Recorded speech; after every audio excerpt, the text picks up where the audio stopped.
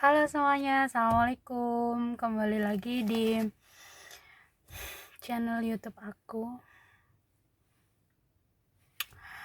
Oke, aku baru aja nganterin suamiku ke stasiun Pasar Turi Surabaya. Baru aja nyampe. Ini aku udah nyampe rumah.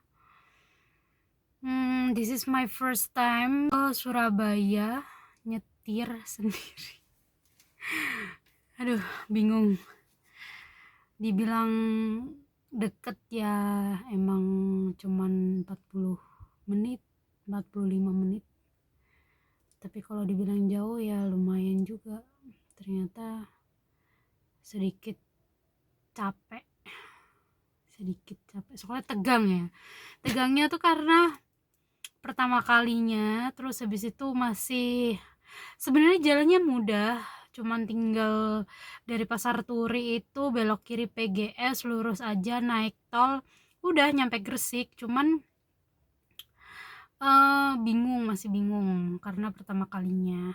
Nganterinnya berangkat jam 7, keretanya jam 9.15. Begitu nyampe di sana langsung kita sarapan dulu di Indomaret Point depannya Pasar Turi. Nah, tadi aku beli onigiri. Nih, onigiri aku seneng banget nih sama onigiri. Aku beli beberapa macam. Nah, nanti aku mau cobain sambil aku mau cerita kejadian yang beberapa hari yang lalu baru kita alami, aku dan suamiku alami gitu. Soal tilang di Surabaya. Dan nanti aku ceritain ya. Oke. Ini aku mau masuk mobil parkir, terus habis itu kita makan onigiri sambil kita bercerita. Oke teman-teman, aku lanjutin ya sesuai dengan janji aku tadi. Aku mau incipin dulu onigiri yang udah aku beli di Indomaret Point di depan stasiun Pasar Turi. Ini aku emang seneng banget sama onigiri Indomaret. Ini beberapa Indomaret aja yang punya. Jadi nggak semua Indomaret tuh biasanya ada onigirinya, tapi biasanya di Indomaret tertentu seperti di stasiun, habis itu di bandara, di Indomaret yang besar itu biasanya jual onigiri. Ini lumayan lengkap onigirinya. Rasanya ada banyak tadi. Aku beli 5. Udah aku makan 1 di sana. Jadi rasanya ada tuna, tapi yang tuna itu ada yang spicy, mayo sama original. Terus ada chicken, tunanya ada yang woku juga. Yang habis itu yang chicken sebenarnya cuman ada 2 sih, chicken sama tuna, cuman rasanya banyak. Yang chicken itu ada chicken woku, spicy, chicken mayo. Satu lagi ada varian teri, cuman aku yang teri nggak beli. Ini aku udah beli 5. Yang tadi udah aku makan 1. Terus ini aku mau cobain. Ini aku onigiri tuna. Kelihatan kayak food blogger gitu ya. Pokoknya ini onigiri tuna. Terus ini onigiri chicken teriyaki. Onigiri tuna mayo sama tuna spicy. Nah, ini nggak akan aku cobain semua. Mungkin aku bakal cobain 3 dari 4 karena yang satu bakal aku kasihkan si Fatih. Kayaknya dia seneng banget sama ini. Soalnya pernah juga waktu itu aku belikan 1 habis segini. Nah, soal harga ini segini 8.000. Lumayan ya. Tapi kalau misalkan di tempat-tempat seperti itu ya it's okay lah, nggak apa-apa. Ini aku mau cobain yang onigiri tuna dulu. Sebelumnya aku mau minum dulu ya, ngos-ngosan. Ini aku minumnya le mineral. Aku emang lebih suka le mineral, bukan apa-apa ya, cuman emang aku lebih suka le mineral daripada yang lain karena emang lebih segar menurut aku. Oke. Pertama kali sambil cerita ya. Ini pertama kali dulu muncul. Ini mereknya bukan Indomaret ya, setauku. Seingatku bukan Indomaret. Cuman sekarang kayaknya Indomaret juga sudah mengeluarkan brand sendiri. Namanya Yummy Choice. Soalnya tadi aku juga beli ayam sama nasi gitu. Bismillahirrahmanirrahim. Itu juga mereknya Yummy Choice. Kayaknya dia udah punya brand sendiri. Nah, dulu tuh aku sering banget waktu kuliah beli kayak gini buat harapan. Ini aku cobain ya. Ini ada apa kayak sambalnya gitu loh.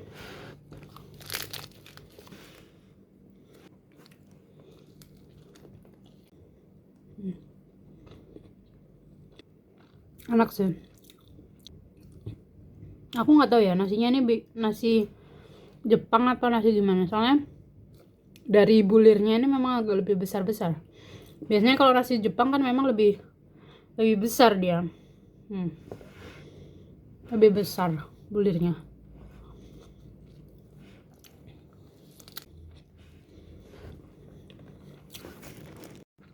Menurut aku worth it aja sih ya.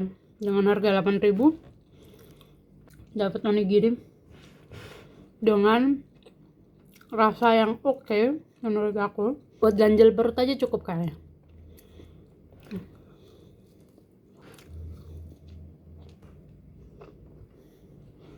Ini tuh ada tahapan cara bukanya ya.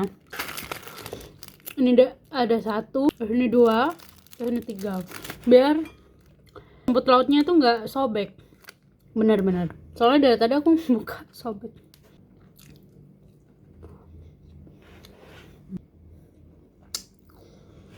Kayaknya aku nggak bakal cobain lagi deh. Nanti aja. Masih kenyang. Barusan tadi sarapan. Aku langsung mau cerita aja ya biasanya. Oke. Jadi beberapa hari yang lalu, lebih tepatnya tanggal 31 Mei. Sekarang kan udah tanggal berapa ya sekarang? Sekarang kan udah tanggal 13 Juni ya. Jadi mungkin sudah ada 13 hari. Jadi waktu itu aku ingat banget Sabtu gitu. Pokoknya pas kita libur dan weekend waktu itu. Kita memang ke Surabaya karena mertua aku tuh kan rumahnya Surabaya. Kita ada kesempatan libur terus aku ke Surabaya. Nah, rumahnya itu di daerah Mulyorejo, Kalijudan. Lebih tepatnya Kalijudan, Mulyorejo. Kita tuh kan lewat jalan Raya Mer namanya. Nah, di situ kalau teman-teman tahu, di situ kan ada rumah sakit Kendang Sari ya, Kendang Sari Mer. Di situ ada lampu merahnya. Waktu itu yang bawa mobil suamiku ya, tentu saja karena pada saat itu aku masih belum berani ke Surabaya bawa mobil, maksudnya nyetir sendiri belum berani. Akhirnya sekitar pukul 1-an lah kita lewat situ. Ternyata pada saat kita lewat situ terekam CCTV kita melanggar lalu lintas lampu merah ada di daerah situ, lebih tepatnya yang di depan rumah sakit Kendang Sari Mer. Kita itu didakwa melanggar lampu merah. 1 minggu setelah hari itu aku mendapatkan surat cinta dari kepolisian. Nih guys, ini teman-teman bentuknya surat cinta ini dikirimkan ke alamatku yang lama di Lamongan, karena KTP ku dulu itu kan masih KTP Lamongan ya, dan mobil itu dipakai KTP yang lama, KTP Lamongan gitu. Dikirimlah ke sana 1 minggu setelah tanggal 31 itu. Terus habis itu pagi-pagi aku ditelepon lah sama kakakku. Aku tuh pokoknya sekarang kalau ditelepon mendadak sama anggota keluargaku, aku takut ya, takut membawa kabar buruk gitu, kabar duka atau apa gitu. Soalnya terakhir aku ditelepon sama ibuku itu mengabarkan bahwa kakakku kritis gitu. Jadi aku begitu ditelepon sama keluargaku secara mendadak dan sebelumnya tanpa ada WA atau message terlebih dahulu, biasanya aku langsung deg-degan gitu. Dan itu ditelepon kayaknya sekitar 6:30. Dia mengabarkan sesuatu. Jadi ini memang bentuknya seperti ini ya teman-teman. Ini ada nama aku. Oh, ininya Surabayanya 30 Mei. Oh, 30 Mei ya teman-teman, bukan tanggal 31 Mei. Ini dikirimkan ke alamatku yang lama. Diteleponlah setengah 7 tuh. Kaget kan aku, waktu itu mau berangkat kerja. Diteleponlah, "Dek, ada surat dari kepolisian." Dia bilang gitu kan. "Hah, surat apa?" "Iya, ini kamu ngelanggar lalu lintas di Surabaya, lampu merah gitu. Kamu menerobos lampu merah." Gitu. Langsung aku kaget. "Ya udah fotoin aja suratnya," gitu kan. Aku bilang gitu, "Ya udah fotoin aja." Di foto dikirim ke HP suamiku. Suamiku juga cari tahu lewat website. Ya Allah, astagfirullah, belibet banget sih. Jadi kalau yang ini ada 4 lembar ya, 4 lembar. Di sini ada 4 lembar. Kalau teman-teman belum pernah kena e-tilang, ini aku kasih tahu. Dan ternyata waktu setelah aku ini ya, learning by googling, ternyata itu memang di Surabaya itu sudah sejak tahun 2021 bulan Januari ya, kalau nggak salah ya, kalau salah ya maafkan. Itu memang sudah diterapkan e-tilang. Ada banyak kamera di lalu lintas, perempatan atau jalan-jalan yang lainnya gitu. Ternyata memang sudah banyak. Nah, aku mau kasih tahu teman-teman, ada 3 lembar. Jadi sama suratnya 4 lembar. Sama rujukan mengacu pada undang-undang bla bla bla peraturan hukum pidana. Terus undang-undang nomor 8 tentang hukum acara pidana, undang-undang banyak lah. Banyak identifikasi kendaraan bermotor, surat izin mengemudi dan lain-lain sebagainya. Nomor 2, sehubungan dengan rujukan tersebut di atas dan berdasarkan bukti hasil rekaman CCTV Mer Kenjeran pada hari Sabtu tanggal 29 bulan 5 2021 pukul 2.44 lebih 11 detik di lokasi Mer Kenjeran Selatan dengan nomor polisi sekian, saudara diduga telah melakukan pelanggaran lalu lintas jalan. Untuk itu, saudara diberikan kesempatan melakukan konfirmasi selambat-lambatnya pada tanggal 12 Juni 2021. Berkaitan dengan bulir 1, 2 di atas, bersama ini kami sampaikan konfirmasi wajib dilakukan secara online melalui alamat website #etle.jatim.polri.go.id, dan apabila akan melakukan konfirmasi secara langsung maka dapat melakukan pilihan lokasi yang diinginkan setelah melakukan pengisian konfirmasi secara online. Demikian untuk menjadi maklum. Nah, ditandatangani sama Ajun Komisaris Besar Polisi Bapak Gatot Bowo Supriyono. Oke. Setelah itu suamiku ngecek di websitenya tadi di etle.jatim.go.id. Itu memang dicek dan memang benar kita terekam CCTV pada saat itu tuh melakukan pelanggaran lalu lintas. Nah, setelah diingat-ingat kembali tuh menurut pendapatnya suamiku, lampunya itu masih kuning. Tetapi mungkin beda persekian detik ya. Menurut aku sih begitu. Cuman nggak tahu ya, kalau di CCTV di sini itu di CCTV memang terekam kalau itu sudah lampu merah. Oke. Aku mau kasih tahu ini ya. Ini ya. Ini mobil aku. Ini garisnya. Ini mobil depannya. Kita ngikutin mobil depannya sebenarnya. Dan mobil belakangnya berhenti. Mobil belakangku berhenti. Ini mobil belakangku box ini berhenti.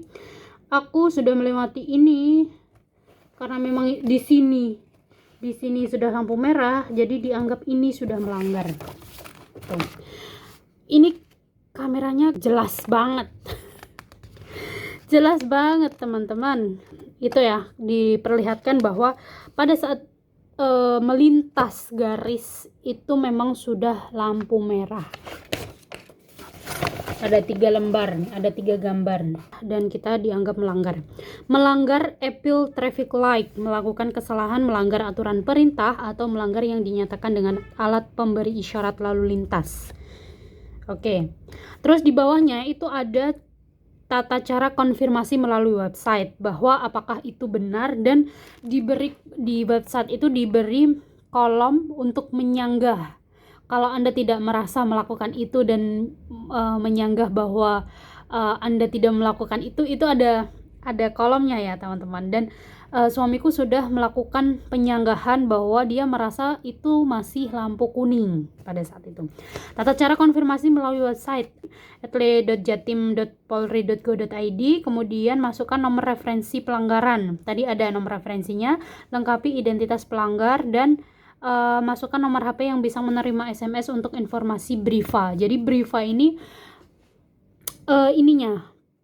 bayarnya melalui mobile banking BRI atau di teller BRI, setauku begitu.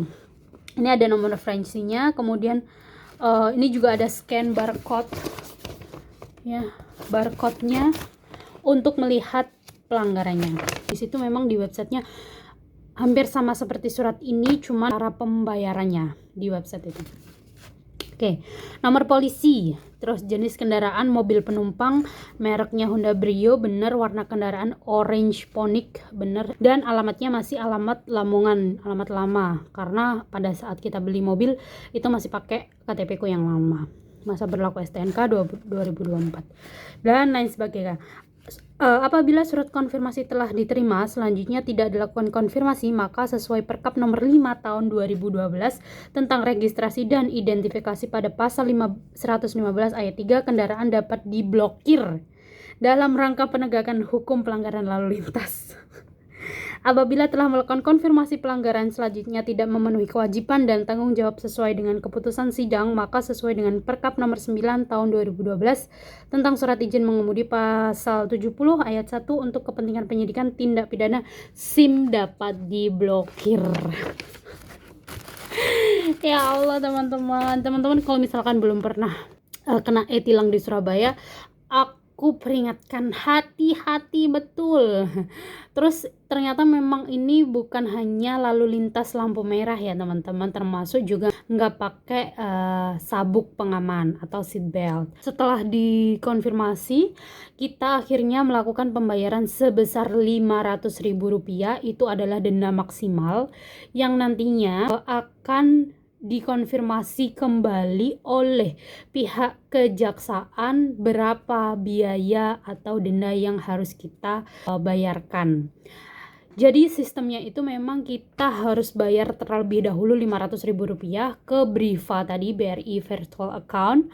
Kemudian setelah itu mengkonfirmasi pembayaran bahwa sudah melakukan pembayaran, kemudian akan dapat surat jadwal persidangan di Kejaksaan Surabaya. Nah, tanggal sidangnya itu adalah tanggal 18 Juni bulan ini. Ini kan masih Juni ya. Itu bulan ini 18 Juni. Kemudian setelah di persidangan itu ditentukan dia kena denda berapa. Kemudian misalkan nih kurang dari 500.000, itu caranya nanti dapat surat dari kejaksaan itu. Misalkan nih kita cuman kena 150 nih, misalkan 150.000. Nah, surat itu nanti dibawa ke BRI, Bank BRI, dimintakan di tellernya atau di apanya ya, nanti mungkin kita konfirmasi ke satpamnya atau yang bagian situlah untuk membantu. Itu bisa dicairkan sisa dana atau dikembalikan dana yang sudah masuk, karena kan kita bayarnya 500.000 ya.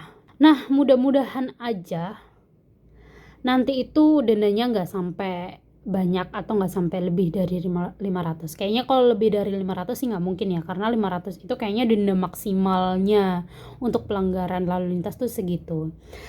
Setelah aku tanya-tanya juga ke teman-teman aku yang pernah mengalami e-tilang, itu biasanya antara 75, 100, 150 lah dendanya tuh sebesar itu. Nah, nanti juga bisa dicairkan dan bisa cair hari itu juga, gitu informasinya. Semoga nanti sidangnya lancar dan tidak akan terjadi pelanggaran lalu lintas lagi. Ini buat pelajaran juga sih.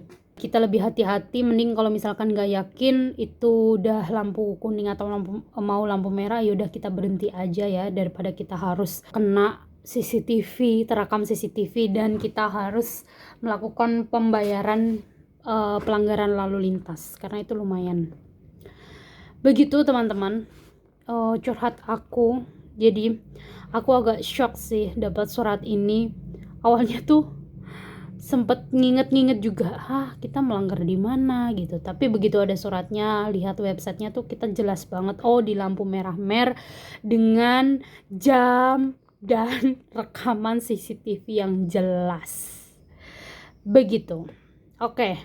Buat teman-teman yang sudah pernah melakukan pelanggaran lalu lintas di Surabaya, bisa share juga pengalamannya, atau misalkan penjelasan aku ada yang salah, ada yang kurang, ternyata sekarang sudah begini, dulu begitu, sekarang begini, misalkan ada perubahan aturan. Teman-teman juga boleh share pengalamannya. Dan buat teman-teman yang belum pernah kena pelanggaran, aku doakan tidak kena pelanggaran ya, karena selain mungkin membahayakan, juga membahayakan kantong ya. Oke, itu aja teman-teman. Jadi seminggu ke depan aku akan update lagi hasil sidang dari Kejaksaan Surabaya terkait dengan berapa denda yang didapatkan dan gimana cara pengembalian uangnya. Itu aja sih. Oke. Terima kasih teman-teman yang sudah menonton video ini. See you next time. Terima kasih dan assalamualaikum. Bye bye.